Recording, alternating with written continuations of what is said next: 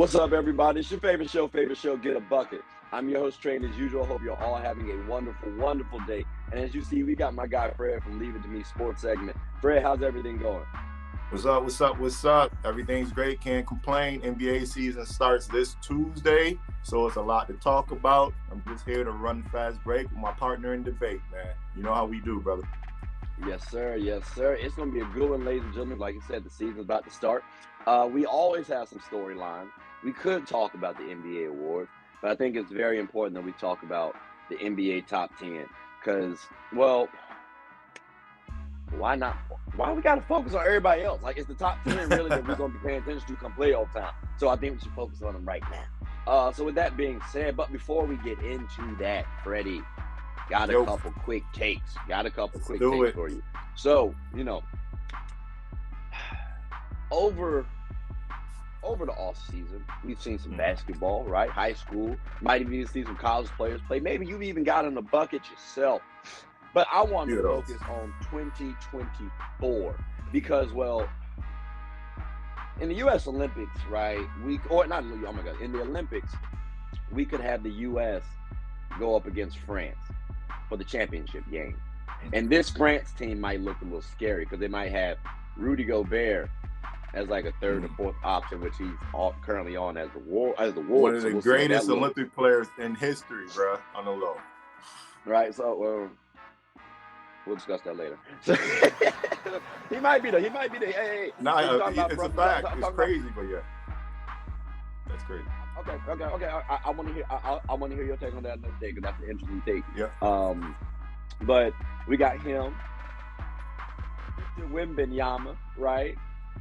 You got Fournier. You got Batum.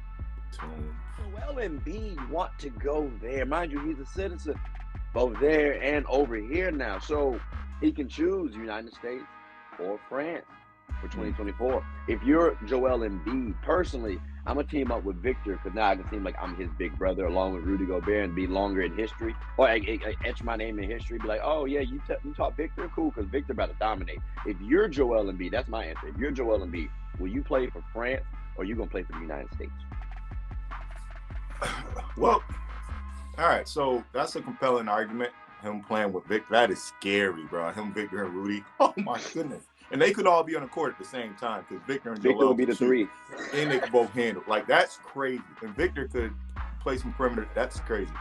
But I would say Team USA for this simple fact, we haven't had a notable Team USA big man in forever, bro. If you want to be honest, bro, for years, right? I mean, Kevin Love was essentially our best big man as of recent. I forget who Anthony Davis. Yeah, but when it's, you know what I'm saying? It's been a while. If you think about it. JaVale McGee was our last official big man, right? So imagine if Joel Embiid does that, comes back and play for Team USA, wins a gold medal. He's already loved in the NBA, but his star power is just going to take completely off. So I think that'll help probably his MVP case too, or Defensive Player of the Year case. So I would say Team USA just for that purpose, but that France team will be crazy with him. Okay. That's an interesting take too. Because I will agree. You win it for us in 2024. Like folks still hate on KD, but like you know, you still give him love though at the end of the day because like, all right, he did what he did over there. And it was a tough task on the low. Shouldn't have been, but you know, hey, we're here now. Yeah. So if you do that, Joel Embiid, you will get some love, more love over here. So that is a good argument to make. That's a good case to make. And on top of that too, you get to beat Victor while it's a little early. So kind of like how Tom Brady beat Pat Mahomes. It's not your time yet, son. You know what I'm saying? Like, you get that little advantage. Like there is such a thing as playing people a little early. And so if you can get that advantage, hey, history.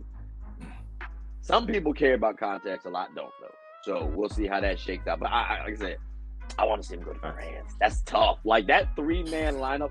Fournier might look like Steph. Like he might, yo. He's gonna shoot 12 of them things a game. So yeah, that's what I'm saying. Coming off all screens. Oh my goodness. I'd pull one from half court because I know we gonna get the rebound. We're gonna get the rebound. Like I'm cool. Like we gonna get the board. We gonna get the board. But okay, all right. So Joel Embiid, you know, you got some cases for going to France or United States. So Let's see how that shakes out. Now, I wanted to ask you this personally, because the next two topics that I had these came up in conversation.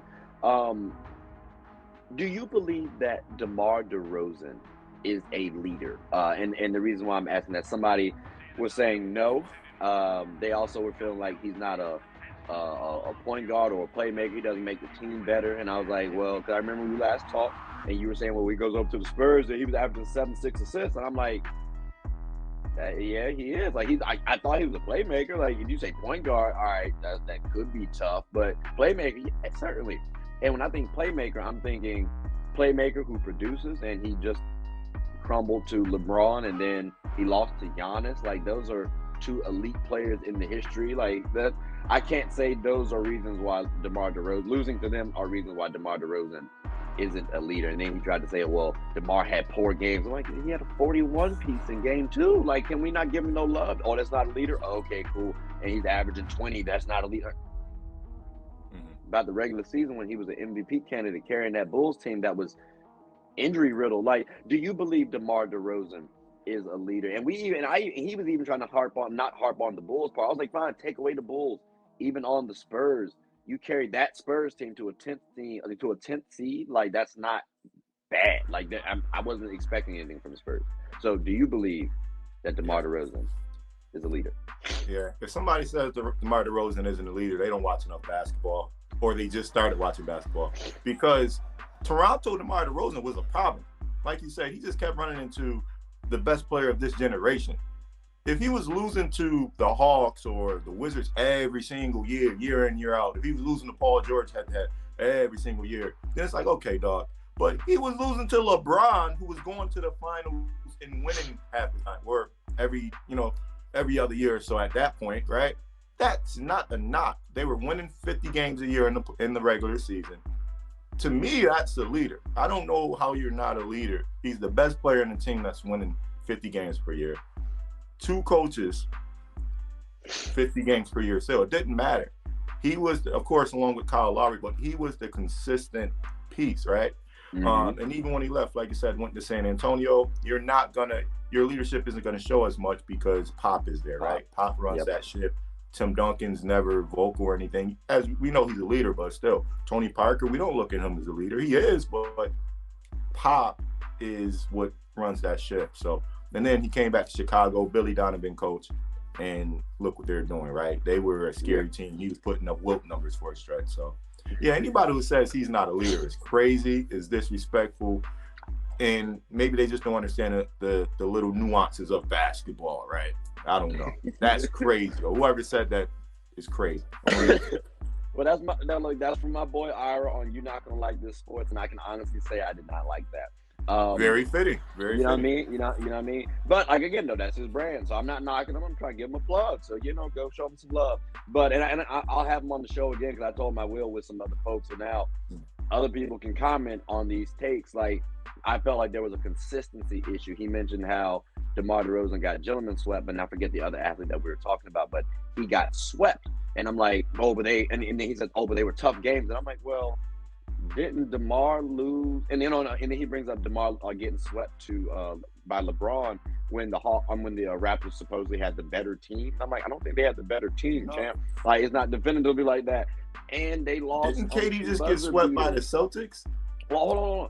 I hit them with didn't they lose off 2 buzzer beaters? Like, is that not close? And again, going back to your point about the other athlete, which I'm mad I can't remember who we were talking about, but he was giving him his flowers and saying he is a leader because he lost close games, but he got swept. And I'm like, well, you don't give the same love to DeMar DeRozan. Let's provide some consistency here. So, folks, matters, right? You know what I'm saying? So you got to have a standard in place. So make sure y'all pay attention to that word standard because that does apply later on. But I always try to preface stuff by saying context matters for that purpose. Yep. It matters a lot. But, for the final quick take, Freddie, Ira also made another statement, so you might not like this.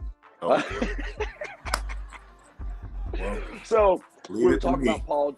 So we're talking about, I like that. So, so we were talking about Russell Westbrook and the antics, stuff like that, but that it segued into Paul George because he was saying, Russell Westbrook's been that way, and he hasn't had players, and then I'm like, whoa, chill. But the part that I want to focus on the most is when he said Paul George did not make his team better, did not impact his team like that, and I'm like, well, was he not MVP and Defensive Player of the Year candidate, top 3? Because to me, that says, oh, you're bringing in 28, 8, 4, and 2.2 steals with 0.4 blocks. Not reading that stat line. That's off memory. But that's pretty damn impressive. So, I remember that year. That, you know what I'm saying? That does not impact the team. You're guarding the best player while still damn near dropping 30. That alone, that's going to impact me highly. Just off that. So, do you believe, in general, an MVP and a Defensive Player of the Year, even a candidate, cannot impact the team and solely just impact themselves? So, it's crazy because there's an argument for both sides on this. When you initially said it, I'm like, hell no, this is wild. This isn't. But if you think about those teams after KD left, they won, I think, 47, 48, and 49 games in consecutive years. And again, Paul George was Paul George, right? With Russ, next to Russ, he had his greatest season of his career. Almost MVP, almost Defensive Player of the Year. There was so much hope there. They had Melo, of course. But I think once playoff time came around, he clearly unraveled. And that, for me, makes it tough for me. If he didn't look that bad in the playoffs, I'd be like, he's tripping. His impact was felt, right? Bro, if I had to be, closer to one side and the other, I would say he's impactful. You said you would or would not? I would say he is impactful because he's two-way player, right? You don't almost become MVP and Defensive Player of the Year. I still think OKC would have had the same regular season without him, though. And that's the thing. Because they were winning 47, 48 games before he got there. And then he got there and they won the same amount of games in the regular season. But I cannot, as bad as I want to say that it's not as impactful as Paul George. We've seen him in Indiana. We've seen him for the Clippers. I got to give him his flowers and say he's impactful when he made a difference. He just had a bad series versus Utah. In the playoffs, he averaged 20. I was reading it off real quick. This is the first time I'm looking at it. So he's averaging 28.6, round up 29, 9 rebounds, 4 assists, 1.4 steals. I look at that like, that's not. Is that a bad series to you? What series are you referring to? I'm sorry. So this is the 2018-2019 season, and they only played 5 games. Versus Utah. Let me see if this is Utah. Is this Utah? Because the year that I'm talking about was 2018-2019. Yeah, I'm trying to think. So Russ's first year by himself was 16-17, right? And then 17-18. They played Portland. This was against Portland. Okay. So yeah, that makes sense when they got. Okay. Yeah. So was it the year before then where they played Utah? I believe so. Okay, gotcha.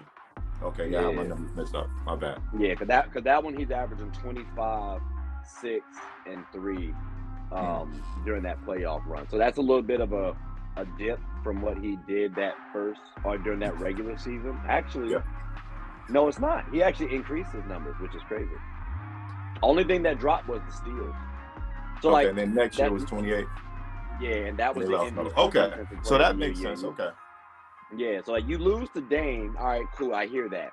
That was a tough series though. Dame was on one. I can't hold you.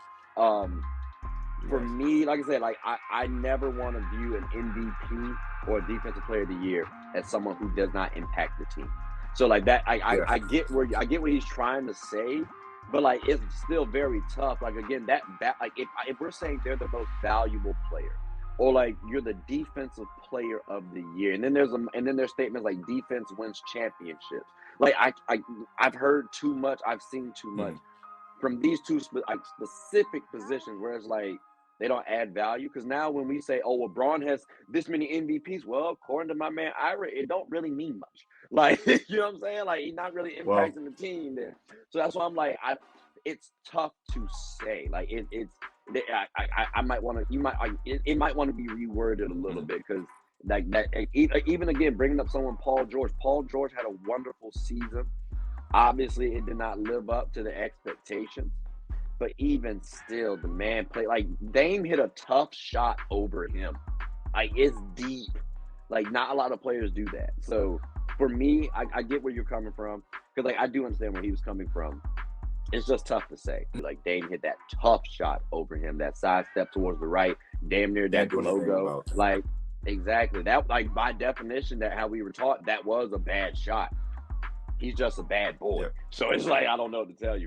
But again, though, I just wanted your take on that. And remember, folks, I said remember about that word context. You know what I mean? Standards.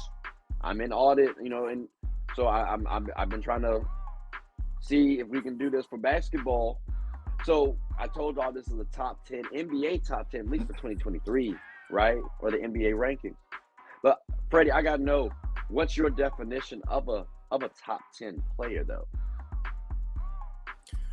All right, so a lot goes into it, honestly. Of course, you know, I rank my players based on if we're at a park, everybody's lined up. I get one player, I don't know who else the rest of my team's going to be.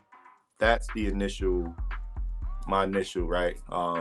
2, you got to have some success, right? If you're putting up 28, 8-8, and your team's winning 30 games, I can't even consider you, right? Especially if you have a history of doing that. If you are only dominant on one side of the ball, that takes a lot out of you as well. I need you to be a two-side. You don't always have to be. Of course, players like Steph are the outliers, right? Joker to a lesser degree. I need you to play both sides of the ball, right? And I need to see some form of leadership, so, and big play potential. So, okay, those are kind of just some basics. Yeah. Okay, sounds like a solid top 4 there. Then 4-part definition. Mine is kind of similar. Like, long story short, I need you to have a dominant / takeover capability. Like, I feel like if you can do that, that's going to help your team in the playoffs. And not everybody can do that. It takes special people. Then you got to affect multiple facets of the game. Like you said, you can't just be a scorer. Even Steph's not just a shooter. Like, he playmakes. He is the engine on that team. Even brings confidence. So, like, stuff like that, the leadership, the intangibilities, even things like that, I'm including. Yeah. Then you also need to be consistent year long. I might give you a pass on the playoffs, but, like, it can't be a consistent, cool regular season bummy playoff. Then it's like, I can't rock with you on that, because you got to get a little deeper into the playoffs. Like, you have to.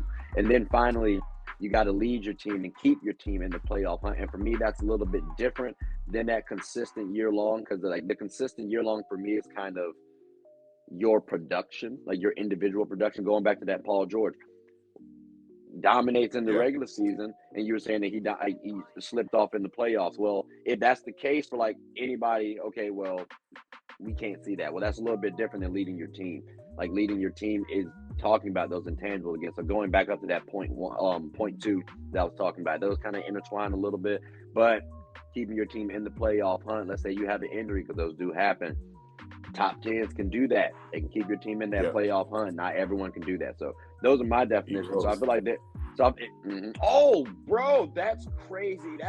He was saying D Rose wasn't a good leader either. Like, that's. I meant DeRozan, but D Rose too. That's wild. That's very wild.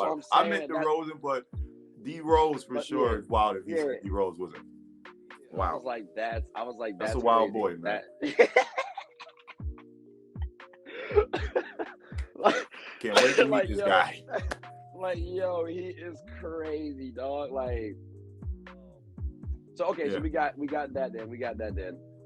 Now, who is close for you?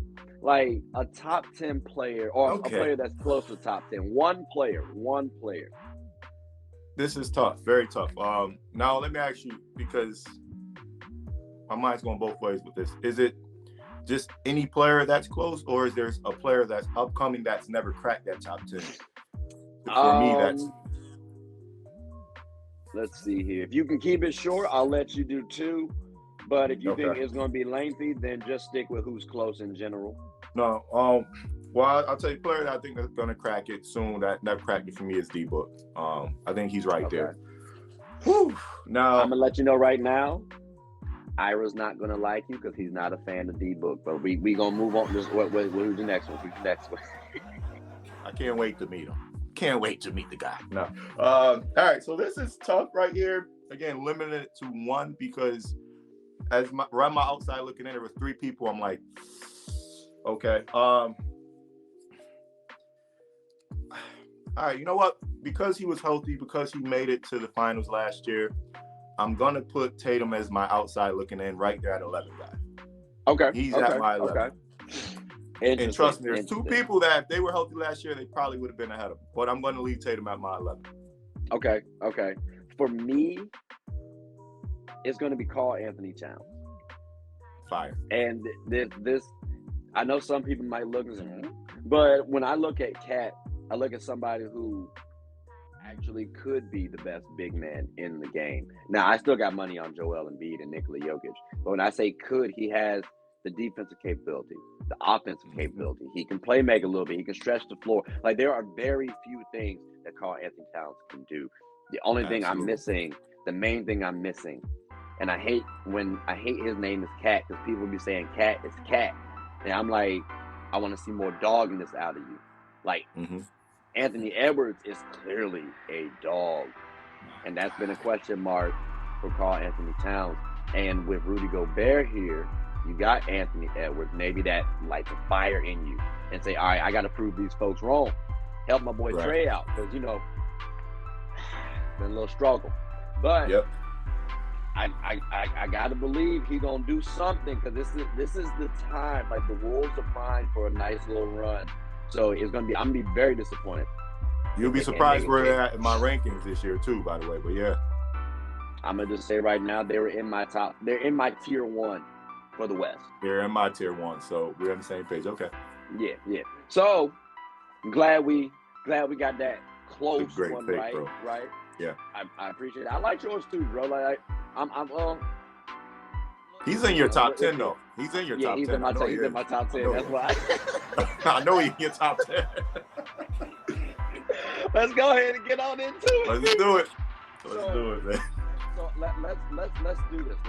Let's just run down the names real quick, and we can kind of talk about them a little bit, right? Okay. So for my top 10, I'm gonna go from 10 to 1. I got Jimmy, Ja, Tatum, Luka, Jokic, Bron, Embiid, Giannis, Steph, and KD.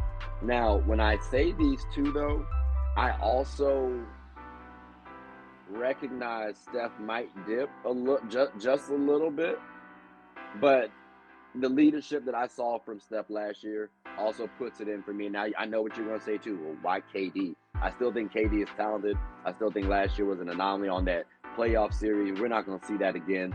And I think you're going to see a hungry, a focused KD. So this is me saying, all right, I got KD up here one more game. And he's got, but if he dropped though, all right, I love KD, but I got to be consistent. So that's why. And I only talked about those 2 because I knew you don't like those 2. So I'm giving my boys my crazy, love. bro? Go ahead. You know what's crazy? I give you a good grade for your list. I'm not even gonna go there. I was sitting here trying to figure out who the hell you left off. Did you leave Kawhi off? I left off Kawhi and Paul George because of the injuries. That's the only reason why. If they were in there, then it's a little tougher. So that's the reason why. That was the reason why. All right, so that makes a lot of sense. I'm like, I know his ass didn't leave Joker off, or I'm trying to figure out who's on your list that's not on my list. So all right, so my list, we're very similar in some of these areas. I had Jimmy at 10, Ja at 9, Kawhi at 8, Joker at 7, KD at 6, Embiid at 5, Luka at 4, Bron at 3, Steph at 2, which is very new for me, and Giannis at 1. All right? Okay. And Kawhi gets this type of respect from me because I've been seeing him in the regular season, bro. He looks good, bro. He put on a lot of muscle. Around to be MVP candidate. He looks crazy right now. Yeah. He put on a lot of muscle. So here's the crazy thing that you say. I talked about the MVP award with my boy Reese, and I voted for Joel just because I feel like he's been the bridesmaid like for too long. Like, you know what I'm saying? Like he's been the maid of honor for too long. Like, it's his time now to win it, and I'm expecting the 76ers to do well. But I also expect the Clippers to do well. Kawhi will be a big piece. I'm just expecting that Kawhi, they're going to load manage. So that's why he runs out the MVP. Like, that's the reason why you say, oh, well, Joel Embiid didn't beat Jokic because of the games missed.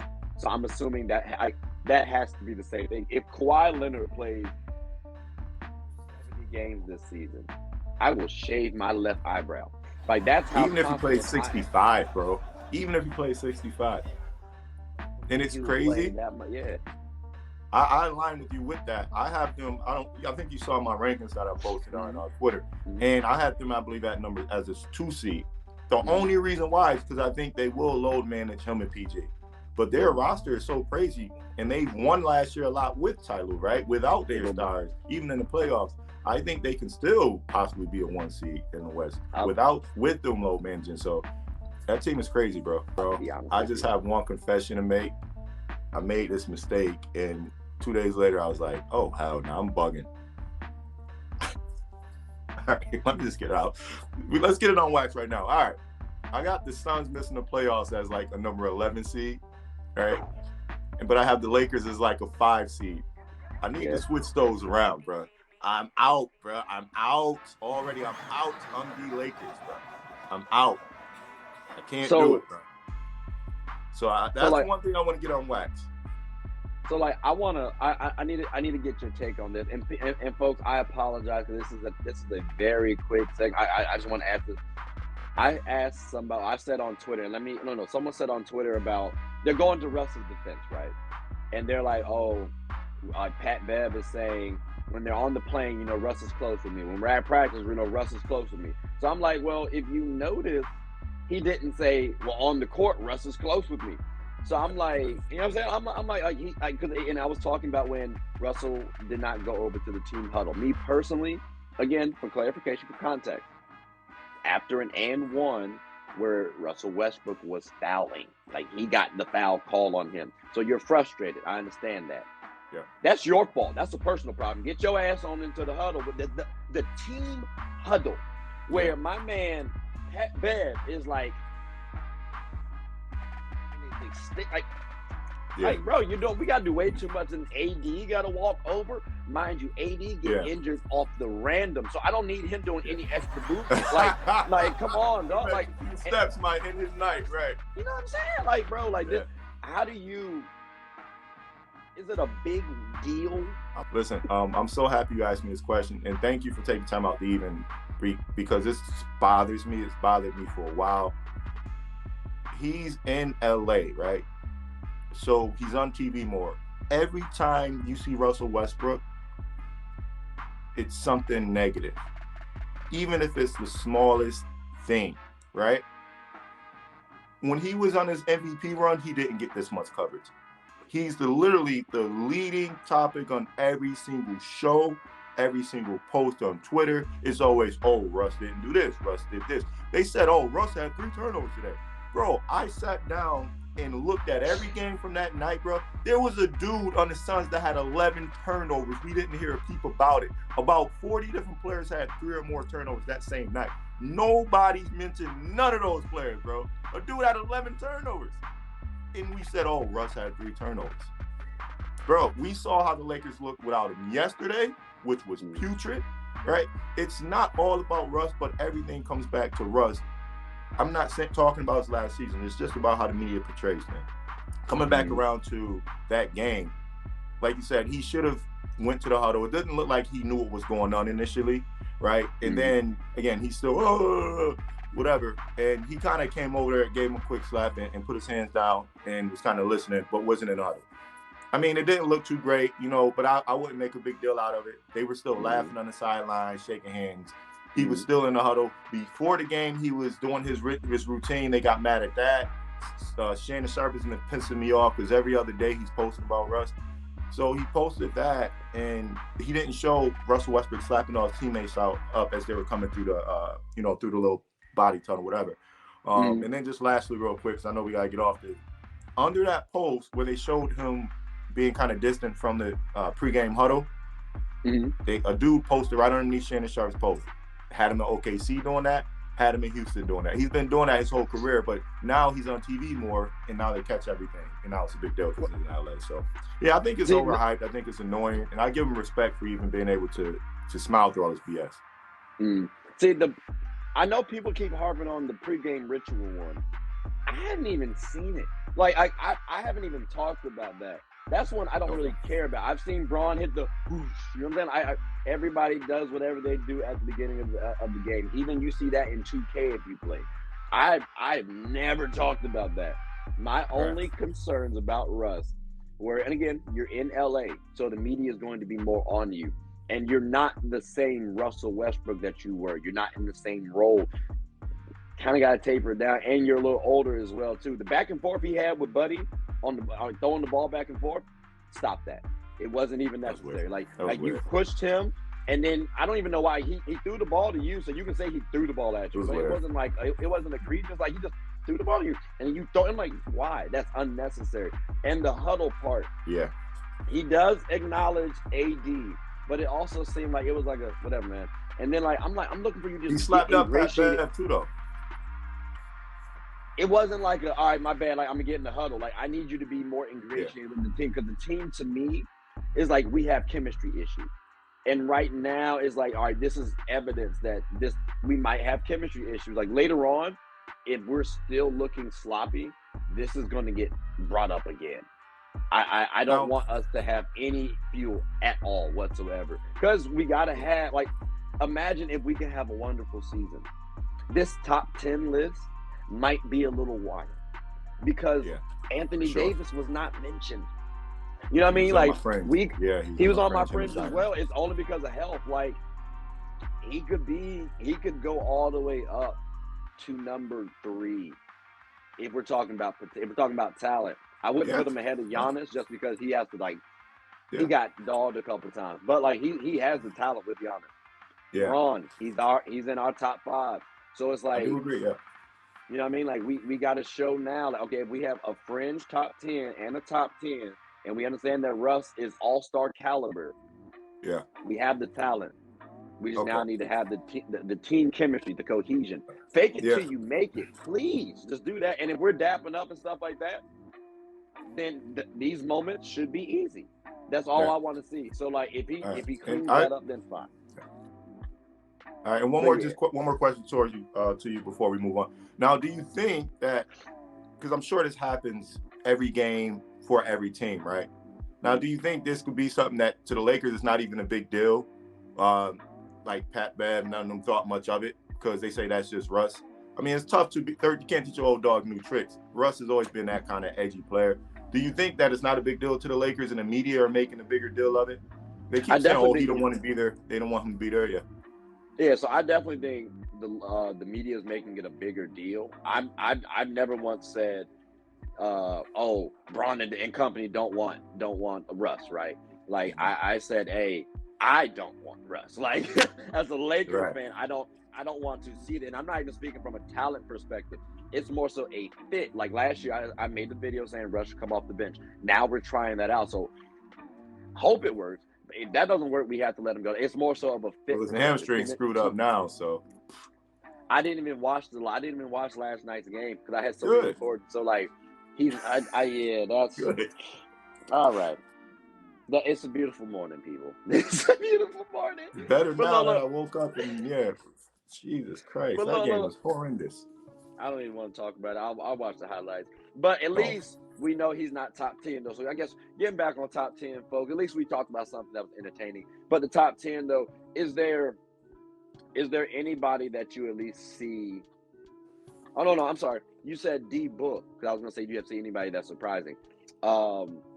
why D-Book? And when you say this, just keep in mind that you're talking to folks like Ira who don't really like D-Book, feel like, well, D-Book didn't do anything until CP3 got there. They were at the bottom of the West for many years. And I'm like, well, you gotta look at the team he had too. Like, it was a little trash, but all right, cool. Like, why does D-Book sneak into there? And that's very surprising too, because they're gonna have a lot of issues. They might have some issues as well themselves. Listen, my fault, Freddie. And before you say that, I gotta pay some bills. You know what I'm saying? Gotta give some love. Like, you know what I'm saying? Hold on. Do you ever just feel like you're always? I'm fucking with you. Go ahead. Listen to me, man. I thought you were about to pray. First of all, you stopped. I thought you were about to pray. I'm like, yo, am I supposed to bow my head too? What's going on? Oh, I was torn between trying to show the coffee or do that. Prayer, bro. You's a wild man. All right, do your thing, man. Oh, be great. Go ahead. Now, go ahead. Wow. You're wild. You're wild, man. Wow. I don't know what we were talking about. Top 10, and we were talking about top 10, and you said D-Book. So I was saying, why do you say D-Book is going to go in your top 10? All right. Oh, you wild, bro. Nice Kobe shirt, by the way. I just noticed that. Hey, a little, and it's got GG up there. Hey. Fire. So, you know me, I'm always like, I was this way with Trey, I was this way with Zach LaVine, I was this way with Devin Booker, right? It's like, okay, you're putting up good numbers, but there's such thing called empty calorie stats, right? I felt like he was an empty calorie guy, although I still thought he was a killer, if that makes sense. Because those numbers, he were putting up some numbers, 72 points versus Boston with an L, right? He's always had that dog in him. And so they would be right to say that, okay, he got better once he had Chris Paul. But so what? Right? There's a lot of players who wouldn't be the same. Right. I mean, it's like, he's not a guy who's supposed to run a team. And he did get better every year as far as a facilitator before Chris Paul got there. So I just think every year I look at D-Book, he gets better, he gets stronger, he adds a little bit more to his game. When Chris Paul was out, he was putting up double-doubles, bro, running the offense. Bro, technically after the lead point guard, bro. The games Chris Paul missed, I think it was a game in the playoff he had to take. Like, he's had stretches to where he's had to become that guy from a leader standpoint, and he's shown that he's now there. Although I don't think they're going to make the playoffs. But, yeah, so for him to, I think he's right there for sure. He can close games. He can do a lot right now. And I think he keeps getting better defensively. Okay. I'm looking at the list of players that I have top 10, right? It's a little tough because Jimmy, I do think this could be Jimmy's last year. Jaw's young. Tatum's young. In the top 10? Yeah, in the top 10. And I'm looking at yours too. Okay. Kawhi is relatively young. Luka and Joker, like Jokic and KD, Bron and Embiid. Like, I'm trying to figure out at what level is he gonna hit. Like, and right now, number 10 is the best spot for him. Mm-hmm. Then I gotta say, well, is he gonna outdo Cat? Can he beat Paul George? Can he beat Damian Lillard? Like, hell, what is Zion gonna do if he's healthy? Like, there's so many players. So what does D-Book have to do for you? And let's, of course, say everybody's healthy. We don't want to wish no ill will towards anybody. Although we understand injuries do happen in the game. That's life. It's got its 21st. Got life. Athletes got to end. Yeah. I don't want to say though, let's put CP3 injury, because if Buddy get injured, you know what I'm saying? I'll be like,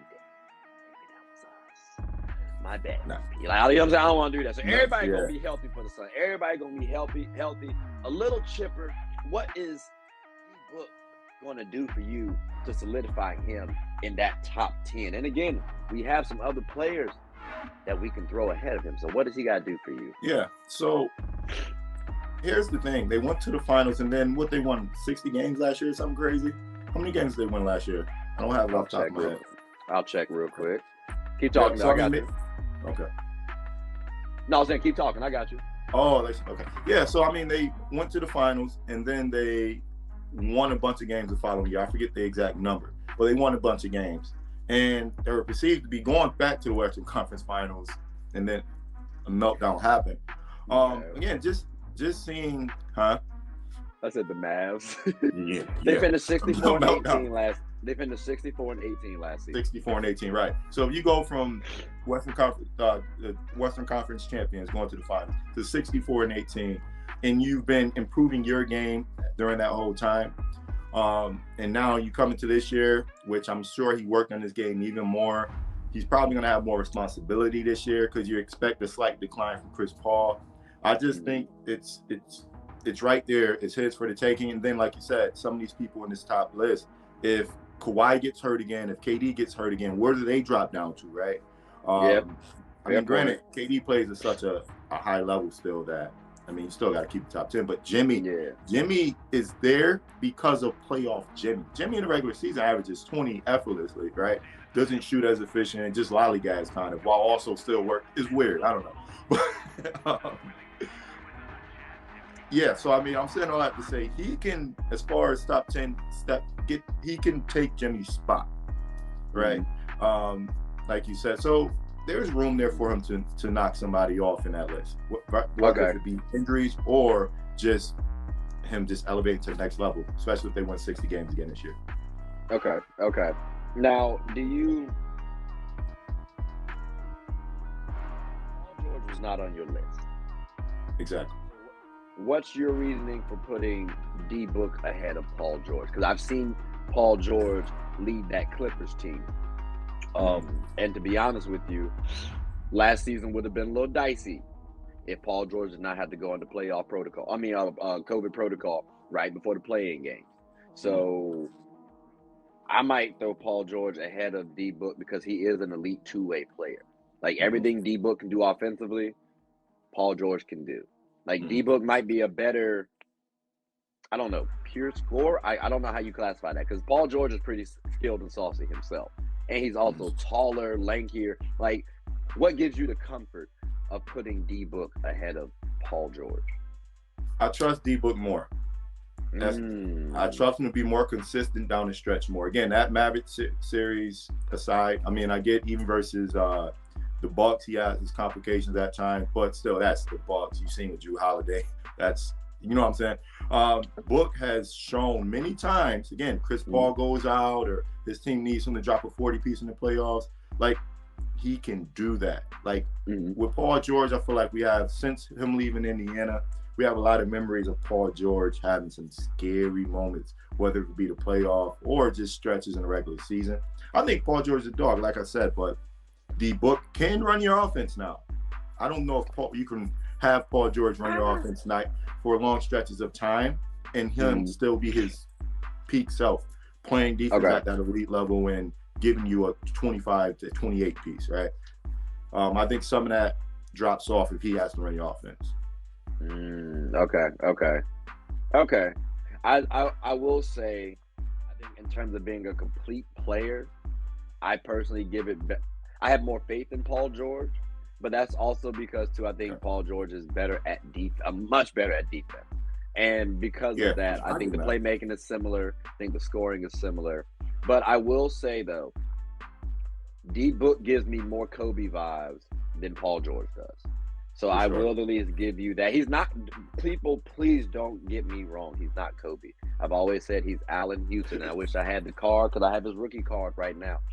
D-Book's better than Allen Houston, bro, by the way. But I mean, they both 6'4" guards, skilled. I liked Allen. Allen. And that's why I say you give him a little Kobe flavor because Kobe, I think, was that. But yeah, he took the game a little more serious. It appears than Allen Houston. I'm not trying to disrespect Allen Houston because I'm sure he took the game seriously. But when we're talking about Kobe, I don't think that's a disrespectful statement. So, but all right. So you're expecting to see him in the top 10? I don't know. I can't lie to you. So anybody in here just to say like I want to see them get kind of back to that top 10. Yeah. It might be Dame. Because Dame and the Blazers, that's fire. People need to do not sleep. Am I guaranteeing they get to the playoffs? Not right now. But am I saying they're at minimum a play-in team? You damn Skippy. So please be on the lookout for the Blazers. Don't sleep on those Kings too. I don't think the Kings will get in there. No, they have a talented team. They have a talented team. Is it weird that I think the Portland Trail Blazers' success lies on the shoulders of Shaedon Sharpe and his development? I think Shaedon helps a lot. I definitely made a video about Shaedon before the draft, and I want to say when I was talking about the Blazers, I was like, if you can get someone like him, he is someone that can take them, you know what I'm saying, for the future if he develops properly. Yeah. But I think I want to talk about, you got to talk about Jeremy Grant before that. Like, they have a respectable team. Now, they have some forwards. Like recently I was talking about yesterday, like Jeremy Grant might be that wing that they've always coveted. So now Nurkic don't have to do but so much anymore. Like, and now you got people to back him up too. It's helpful. It's a team, and you get to see what it looks like. Anthony Simons gets to go out there and hoop. Josh Hart gets to go out there and hoop. People sleep on Josh Hart heavily. So, bro, he's defense, rebound. Yeah, he makes some threes. If the man was 6'7", this would be a much different discussion. Y'all lucky he's 6'4", 6'5". So I would love to see Dame top 10. I would love to see Dame top 10, especially because he missed last season. Shout out to Harden too. Shout out to Harden as well, because he's also playing with the Joel Embiid. They're motivated. Like, I would love to see that. He's gonna wall out this year.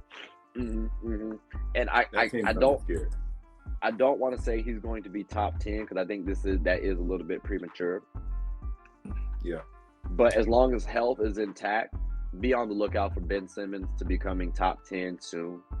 I actually do, but I hear the laugh, I hear the scoff. I think it's a confidence thing, and I've always stated, remember, he's like a jump shot away, and now I got to add some dogness in there from being the best player on the team, in the league.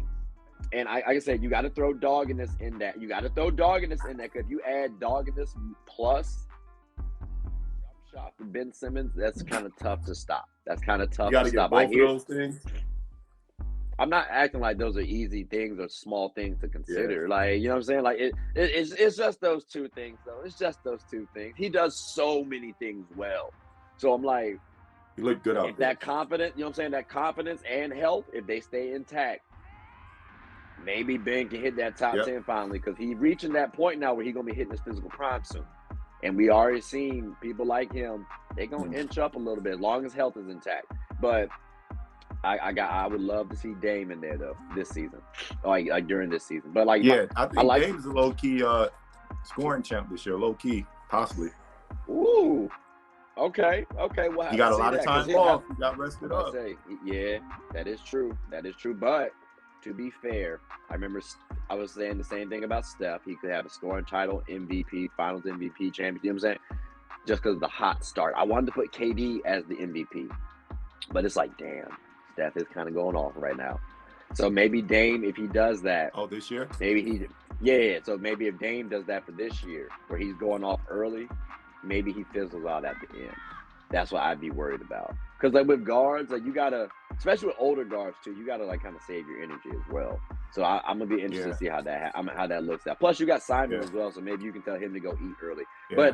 But I think you also might have to set the tone. If you're Dame. He had all that extra time to rest this offseason because he was hurt, and then they obviously didn't make the playoffs. And then he pulls up from deep range, so it's not like it takes him a lot of energy to get his buckets, bro. He's shooting like 9 threes a game, and half of them are from 35 or further out. Like, so that's fair. Which is crazy. Okay, the world is crazy. Okay. And I just wanted to ask this before we close. Actually, no, I'm sorry. No, I'll do this. Is there any way Steph can surpass Giannis for you this season? Wow, what a question. As the best player in the NBA? Yep, because he's 2 for both of us, and then you got Giannis number 1. You know what's crazy? There is a way, but I feel like it's so unlikely. And what do you got to do? Knock on wood.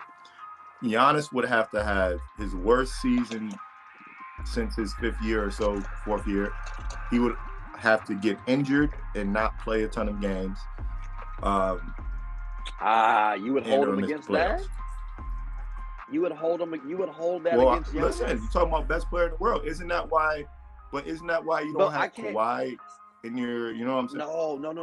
The reason why I don't have Kawhi is because he's literally the poster child along with LeBron for load management. Like, he consistently misses games, so I can't bank on that. Yeah. Giannis, that man gets the participation award almost every year. Like, you know how when you were at school and the people who get the award for not missing class, that's Giannis. So if he gets injured this one season, bro, you gonna take him home? That's your man. But let me finish what I'm saying though.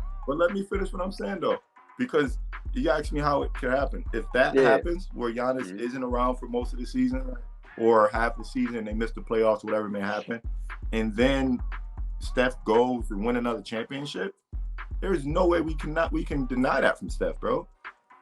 Back-to-back championships, probably back-to-back finals MVPs through the Western. Okay. Well, I mean, both conferences are pretty tough now.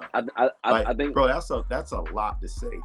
Like, I think because to your point, that is a lot to take on, right? Yeah. So Giannis goes down, and Kawhi, PG, PG been consistent at least a little bit in terms of playing, but he still went down, so I didn't put him in my top 10 because of that. So I hear you on that part. I think if Giannis goes down, I don't think PG's a top 10 player, but he'd be a fringe one.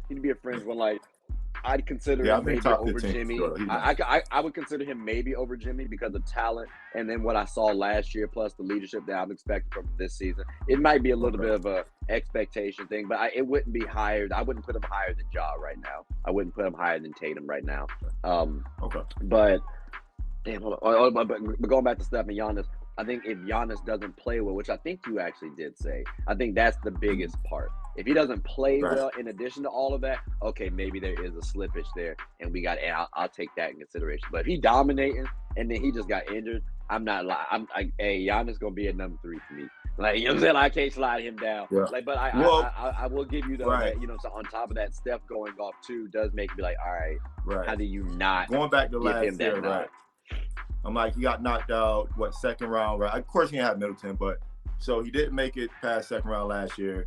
Didn't win MVP last year, obviously, any of that. And then come back and he misses the playoffs or whatever may happen. And Steph won championships both years. So it's like an accumulative thing for me over the past couple years. That's all. Okay. That's the only way, though. It's the only way. I don't think it's going to happen. So. Okay. I got you.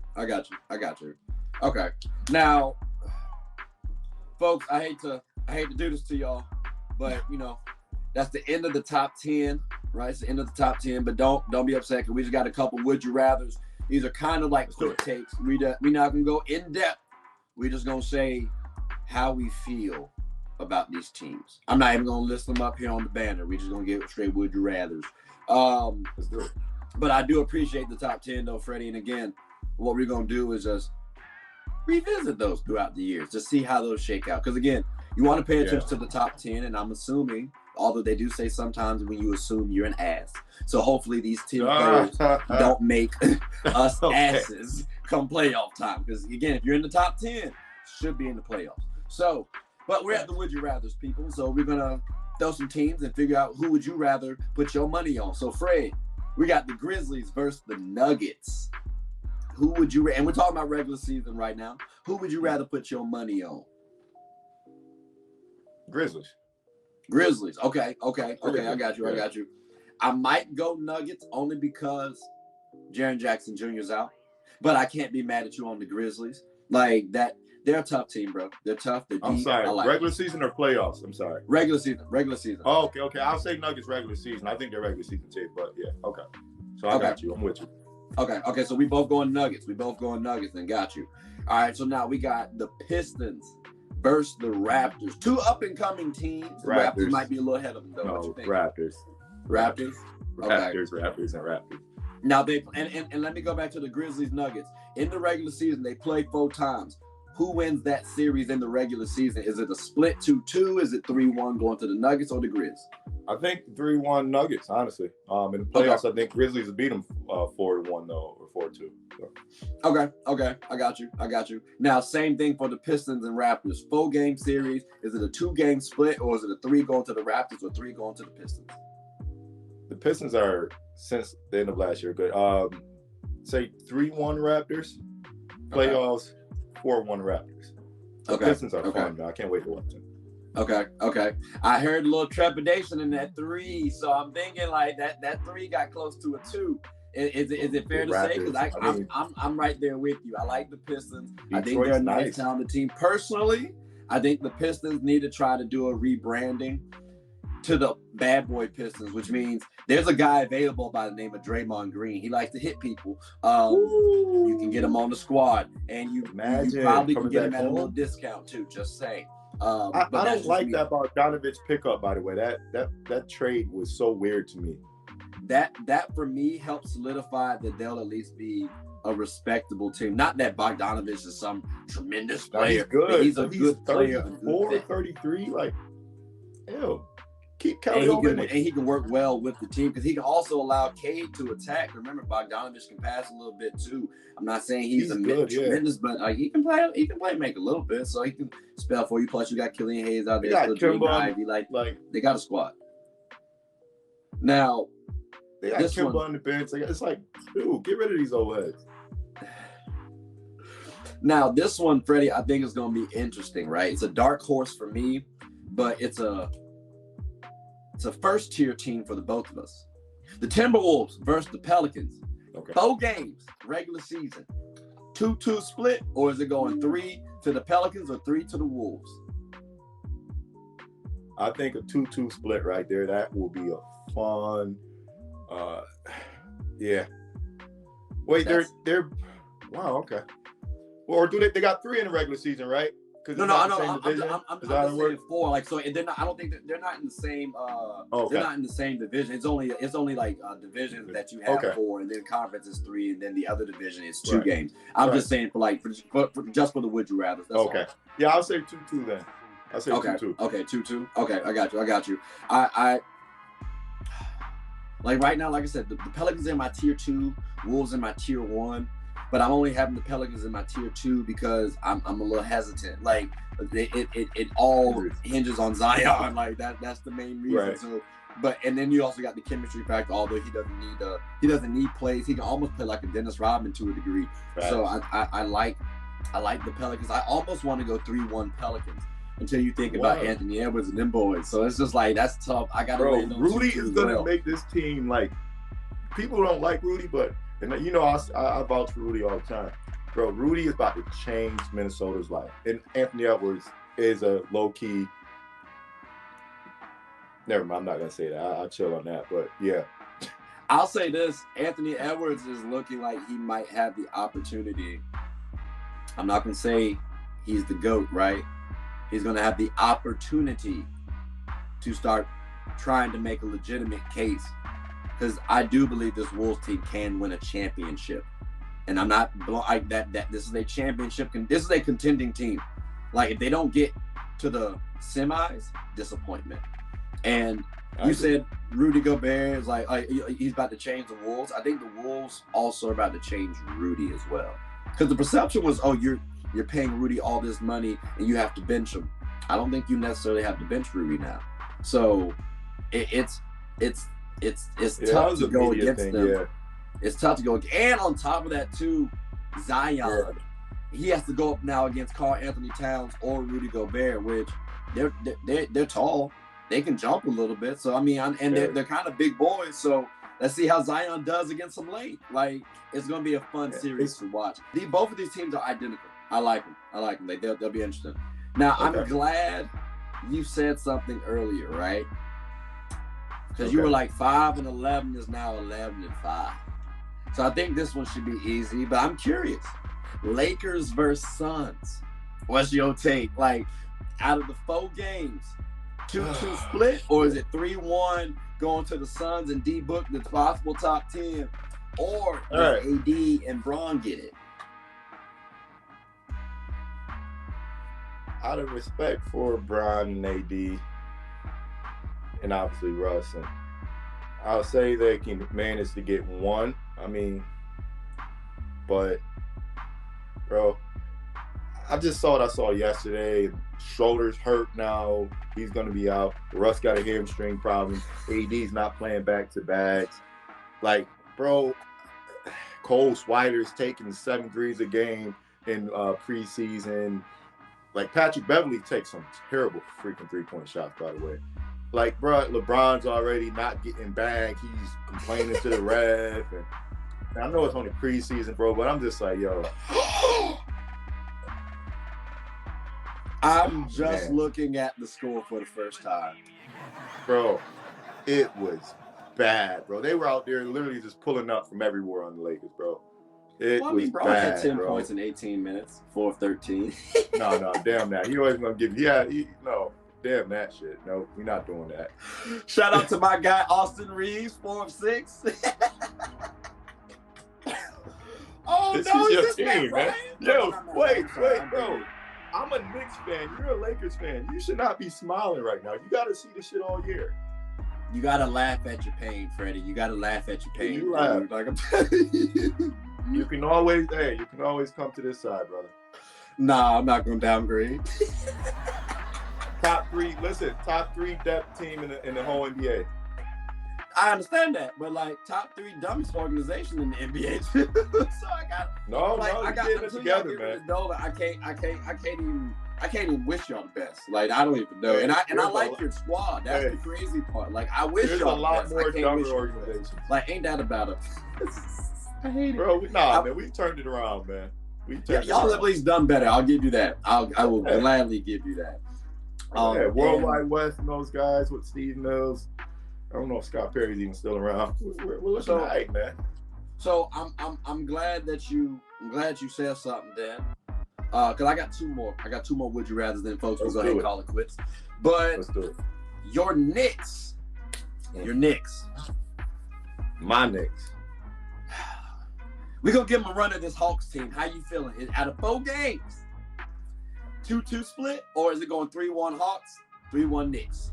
Which one you feeling? So in my rankings, I have the Hawks as an 8 seed and us as the 9 seed. Only reason I have it that way is because I have Toronto, Boston, Philly, and Brooklyn all in like the top 6 or 7, and we're the 5th team in the Atlantic Division. So naturally, we play each of those teams 4 times, right? Mm-hmm. So it's just, and then the South Division has Orlando and Charlotte and Washington. So naturally, the Hawks are going to win games because their division is trash, right? I think if you match us up against them, we actually have some good similarities, but I think we'll beat them. And they have a little depth as well, but I think we'll beat them. Okay, that's interesting. That's interesting. Yeah, I think we'll beat them. So I'll give us 3-1. 3-1. That's interesting. 3-1. That's very interesting. This might be the first time, ladies and gentlemen, that we actually differ. That's crazy. It's not going to be a sweep. I think that would be completely disrespectful on anybody's part. 3-1, I can see one of those games is going to be a tough win, though. I got to go Hawks. The reason why, for me, I don't have the confidence in RJ Barrett right now. I have confidence that he'll continue to develop, but for me, he has to be y'all's number 1, and he's not that yet. The Hawks, I've seen DeJounte Murray work well with the rest of the team. I know Brunson works well also for the Knicks. We've been a little bit older though. Like he understands the game a little bit more than I think RJ Barrett does. So I think from a timing perspective, I think you guys lose because of that. Now your depth might actually keep you in. Maybe Julius Randle goes off. Jalen Brunson can get a little saucy.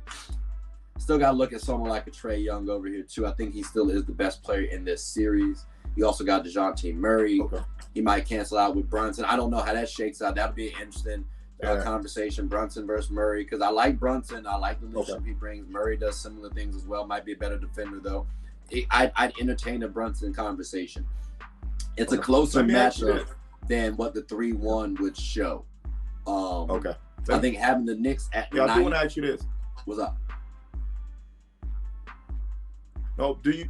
Because that's a small backcourt, bro. You don't have any trepidations about that? A 5'11" point guard and a 6'1" point guard, or 6'3", I'm sorry. I think Murray, you're not worried about that small backcourt? And like it's a little bit of a worry. It's a little bit of a worry. Okay. But DeJounte Murray also, like, one, we got small ball. Then two, DeJounte Murray is an elite defender. Like, he's lanky, so he can guard the twos and the threes. You also still have a DeAndre Hunter, John Collins, and Capella. Right. So, like, and I have other wings to bring off the bench too if I need to. So from that factor, I'm not as worried. Also, the other teams have to guard him as well too. So if Trae Young's the best player, a lot of the time it's going to be like his value. He'll going to remain on the court, and he is still one of the better players in the NBA. So it's like, because of that, the trepidation's there, but I've also seen where like they've been able to kind of get over that, and they lost Herter. Oh, that's fair. For a defensive-minded player. So that's the reason why I do have some comfort. But there is a little bit of a trepidation there, though. There is a little bit of a trepidation there, though. And then lastly, my point with the Knicks is kind of goes back to me saying they're a top 3 team from top to bottom as far as their depth. I know you say you don't trust RJ Barrett as much, which is completely fair. But what I do trust is that in those times where the starters aren't on the court, I trust Emmanuel Quickly. I trust Grimes. I trust McBride. I trust Obi Toppin. I trust all those guys we have on the bench, Derrick Rose, to come in and freaking dominate the second unit to give us those leads, right? To keep games either close for us or to hold things down for us. And most teams don't have that depth to keep up with our depth. So when I say I believe in us a lot this year, it's mainly because of our strength in numbers. And I think that matters a lot. I think it does too. But I can't sleep on what the Hawks have as well. Because, again, we got a point guard in Jalen Brunson for the Knicks, right? I like Quickly. And y'all still got D Rose rotting on the bench or rotting on that team. Like, let him go, please. Like, let him come over to my squad. And got hurt. No, man, we love D Rose, bro. Chill out. Let him come over to my team, please. I'd appreciate it. D Rose, if you're listening, come on over to the Lakers, baby. Come on over to the Lakers. We'll take But y'all got some depth at the point guard spot. Yep. I like this Hawks team because they literally have 2 point guards boasting. And DeJounte Murray can play that 2 guard. So now if I need to sit Trae Young, I have someone who can still run my team. And then when I need to sit DeJounte Murray, I can bring in Trae Young. So it's like I'm going to have 2 all-star caliber guards going at a first or second unit all throughout the game. And they love to score and play make. And then one of them bad boys pulls from half court. The other one loves to strap from full court. Like it's a beautiful dynamic. In theory, that could work out. So I hear you on like you guys are deep. I think that's how the Hawks kind of get over that sort of situation. And I don't want to sleep on Aaron Holiday too much too, because remember his brother is Drew Holiday. So I got to Justin Holiday. Yeah, so I got to assume, and I got Justin too. So I got to assume that they can at least do a little something. Not be anything elite, but like, can you battle quickly? I think so. Like, I think they'll be okay. But I do hear you though. And it's not egregious to say that 3-1 Knicks team or that 3-1 lead is going to go to the Knicks. Because like I said, that one of those games are going to be a close win in this 3-1. So that's how I'm looking at it. Now, the final one. Mitchell Robinson is the Defensive Player of the Year candidate for me. You said for sure. Mitchell Robinson is a Defensive Player of the Year candidate for me, for sure. So I think he's going to disrupt so many things. Because I remember I was talking about him at one point in time, and I think he's had a few injuries. I haven't seen anything. I also haven't studied him as much, so I'll give him a little more look-see and see what I like out of him. But I wouldn't, just because I'm not. I want to look more at him. So, but he has capabilities similar to a Jared Allen, a Rudy Gobert. Like you see. That's the template that he would follow, if you will. So we'll see how that shakes. There is a possibility. I just don't know how great that possibility is yet, personally. The final one, and this one is personal to me. Oh. The Warriors versus the Nets. How are you going? Both got some issues right now, but both are also quite talented and could very well win the chip. 4 games to either team. Is it a sweep? Or is it going to be 3-1 to one of the teams, or 2-2? All right. 1, no. Brooklyn's not winning the championship. They still haven't gotten a big guy. But I think that'll be a 2-2. Okay. I think that'll be a 2-2 because of because, bro, Brooklyn's team is crazy, bro. Mm-hmm. They got T.J. Warren, they got Royce O'Neal, Joel they Harris crazy, but they can't win the championship. That's why. Well, bro, because playoffs is different, bro. You need only team that can win a championship without a true big guy is Golden State. And that's what's ruined the league for the past few years. His team's been trying to imitate that. Bro, you need a big guy still, bro. You got to be able to dump the ball inside, have somebody post up, and slow the game down and get you some buckets. I just want to say Miami Heat did not have that and still were able to win. What Miami Heat team? The Heatles. So, like, what's the reason why you're saying the Warriors don't go 3-1 then? So obviously, they're not going to play 4 games. They would play 2. But like in this situation, if they're playing 4 games, why would you not give them the 3-1? The Warriors? Yeah. Again, just because it just depends on the setting. Again, regular season, I don't trust Kyrie in the playoffs, right? Ben Simmons, I don't have a reason to trust him, but I still think he's skilled enough to help you win 1 game. Like, so if you talk just the regular settings, I think Ben Simmons is better in a less pressure situation. I think Kyrie is as well in a less pressure situation without LeBron. So Golden State's just battle tested. They got Wiseman now, which I think is going to help. And on the low, bro, they got Dante DiVincenzo, bro. And Jordan Poole is on the up and up too. So it'll be fun. I can't wait to watch those games this year for sure. Okay, I got you. Ben Simmons versus Draymond. Draymond not doing anything with that boy. We going to stop. Let's just stop that. And all right. You say that now. All right. See what Draymond did to Joker. Nah, I'm gonna focus on what Draymond did to Jordan Poole real quick. Look. Hey, man, I don't want to harp on it. I just want to ask one question. Do you feel like Draymond sucker punched Jordan Poole? Because at first I said yes, but then I also thought about it, Fred, and I'm like, if you bump chest with me, my spidey senses is tingling. So I can't necessarily say that it's a bump. Yeah, I can't say it's a sucker punch, but then I can say it's a sucker punch too. How do you feel about that personally? He sucker punched him. I didn't like it. I'm mad the video got leaked, obviously, but because he walked him down, and Jordan Poole, like, yo, get out of my face. Why are you walking down on me with that hot ass breath? You sweating and shit, right? Get off me. And he's not even looking at him. He don't want to engage in that, really. He's not even trying to look at him and say, yo, get away from me, man. He don't want that problem. He's not even, Draymond came, and Draymond been in that lab. You can tell that was a nice punch, man. And he knew he was going to knock him out. That's why he closed the distance and grabbed him, right? He didn't wait for him to drop. He went and grabbed him. So he anticipated that happening. I'm not a fan of it. I'll be honest, bro. That joint looked bad. Sucker punch. Yeah. Oh, my gosh. This lawnmower is annoying me right now. Bro, like, I can't be mad at him doing his job. I can't be mad at that. Damn, man, I don't know. It's crazy. But yeah, no, I agree. Again, I just know that if anybody ever puts if we bump chests, I'm looking at you the entire time. I don't trust folks. Like Even your brother? I'm not gonna go that route.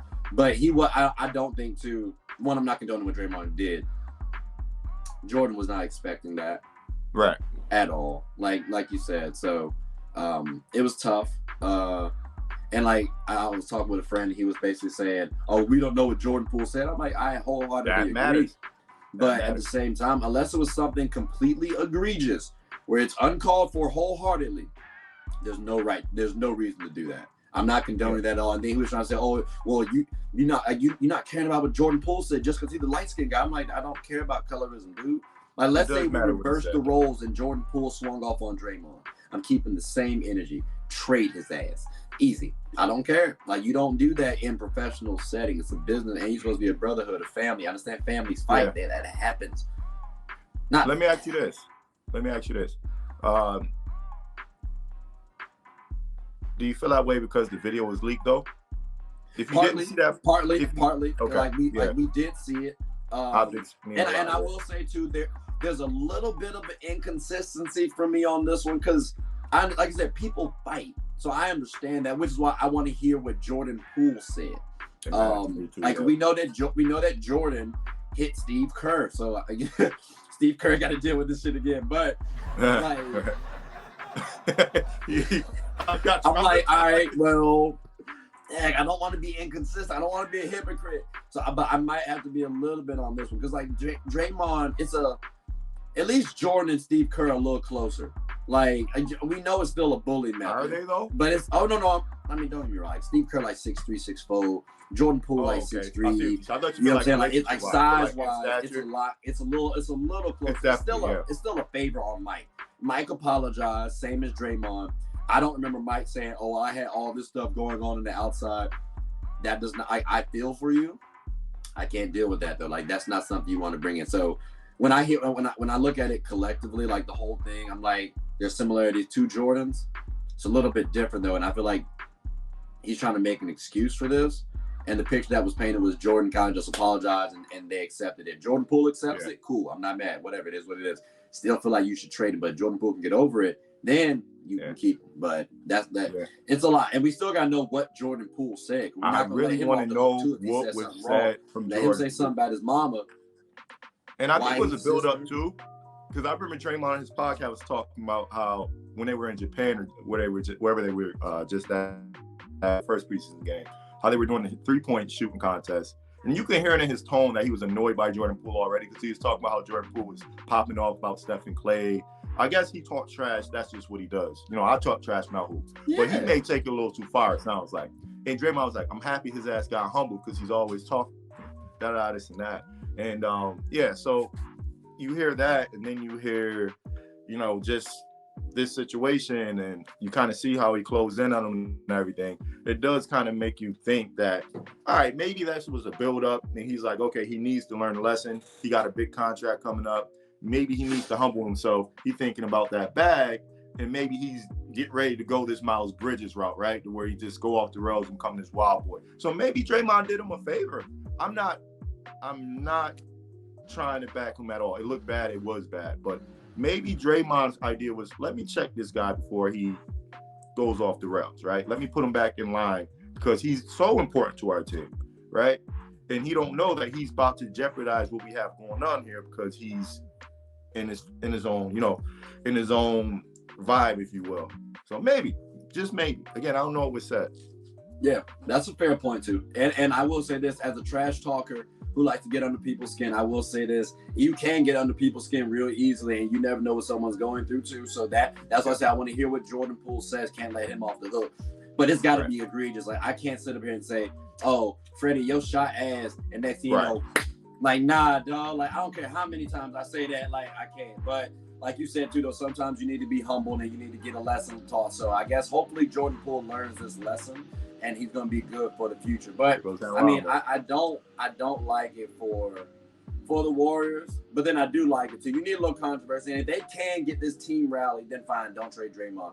But I don't think Jordan. I don't know how Jordan Poole gets over this. Personally, I'm not getting over this. I'm looking to sneak you at some point in time. That's me. Right. Like I hope we share in the same room on trips. I'm what? And they don't need Draymond anymore. They used to need Draymond, but Steph has evolved so much to where Steph was so reliant on Draymond. They don't need him anymore. Steph don't need Dre. So if they was going to trade him, there you go. Before you got to pay him, while he still has great value, I hope they don't trade him. I love Draymond, but he is a good player. I think he's a fan favorite over there for the Warriors, but I think he also too causes a lot of controversy, and it's going to be a little issue. It's going to be a little problematic. Like, you know, you got KD, you got Jordan Poole now. It's starting to become a trend. So at this point in time, like I said, send him over to the Pistons. You might be able to get Bagley back. Pistons, who knows? Like, you got to see. Not the Lakers. Yeah. But I think you can find a lot of trade pieces for Draymond Green. Remember, that is a championship caliber player. So at least he's a veteran, championship experience. You can't lose that. So, but I do think though, everything we talked about, though, we can definitely follow for the rest of the season and always circle back on it. I'm definitely going to bring in Ira, and I got to bring in this guy who's a damn yard. I got to tell him, like, let me know what your schedule is, champ, so I don't do it. I'll clear my schedule for it. I got to meet this guy. Got to meet. I got you. But with that being said, ladies and gentlemen, oh my God, it's about to sound like Daffy Duck. We are done. So, Fred, you got anything you want to say before we close up shop here? No, man. Let's get back and do this again soon, man. Like I said, season starts on Tuesday. I'm excited. course, I'm gonna be sitting in front of a TV. So leave it to me. Sports segments, as always. Always good to chop it up with you and debate, man. Definitely. And people, again, I apologize if you hear a little lawnmower in the background. It's been annoying the hell out of me too. So I'm gonna just say that. But outside of that, hope you all enjoyed it so far. And stay tuned. We also talked about a little sports. I mean, oh my gosh, some football. Not football though, for football, Americanized. But I am going to be looking to bring about some soccer heads. So stay tuned for those as well. But until next time, hope you all have a good one. Fred, thanks again for coming on. All right, brother. And see you guys.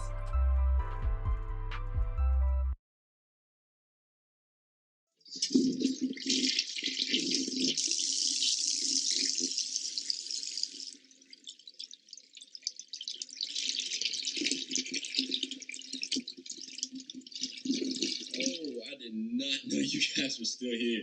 As you can see, we're at the back end of the show.